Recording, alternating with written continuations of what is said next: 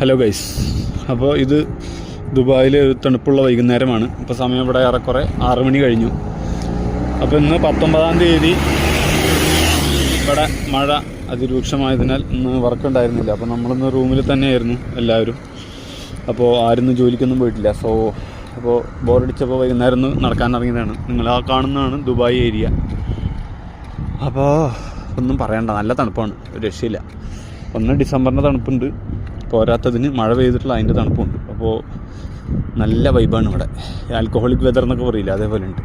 നിങ്ങൾക്ക് കാണാൻ പറ്റുന്നുണ്ടാവും അവിടെ കാർമേഘം ഇങ്ങനെ നിൽക്കുന്നുണ്ട്. അപ്പോൾ ഇന്ന് രാത്രിക്കുള്ള മഴയാണ് അത്. ഇന്നലെ രാത്രി നല്ലോണം പെയ്തിട്ടാണ് ഇപ്പോൾ ബ്ലോക്കും കാര്യങ്ങളൊക്കെ ആയത്.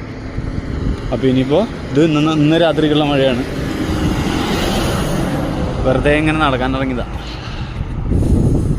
അയ്യോ വയ്യ, നല്ല തണുപ്പാണ്, ഒരു രക്ഷയില്ല.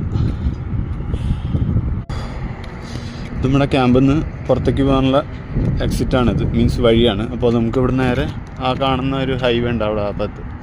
അപ്പോൾ ആ ഹൈവേയിലേക്ക് വെറുതെ ഇങ്ങനെ നടക്കാമെന്നുള്ള വിചാരിച്ചിട്ടാണ്. ജസ്റ്റ് ഒരു 1.5 കിലോമീറ്റേഴ്സ് ഉണ്ട്.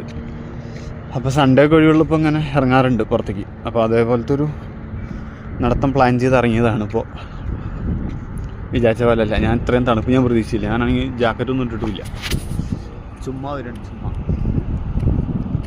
അപ്പോൾ അതാണ് പ്രശ്നം, നല്ല തണുപ്പുണ്ട്. നല്ല നടക്കും, കുഴപ്പമില്ല. അത് കഴിഞ്ഞ് ഒരു ജസ്റ്റ് അരമണിക്കൂറിൻ്റെ കേസേ ഉള്ളൂ. അത് കഴിഞ്ഞാൽ വീണ്ടും തിരിച്ച് നേരെ റൂം പോയി കിടന്നുറങ്ങും.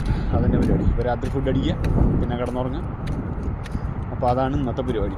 അങ്ങനെ ഈ ഒരു ദിവസം കഴിഞ്ഞു. ഇനി നാളെ സാറ്റർഡേ, നാളെ വണ്ടി ഉണ്ട് എന്ന് വിചാരിക്കുന്നു. അപ്പോൾ പോകണം എന്നാണ് വിചാരിക്കണത്. സോ രാവിലെ എണീച്ചാലേ ബാക്കി കാര്യങ്ങൾ എന്താണെന്ന് അറിയുള്ളൂ. അപ്പോൾ അതാണ് ഇന്നത്തെ കാര്യം. അപ്പോൾ ബൈ.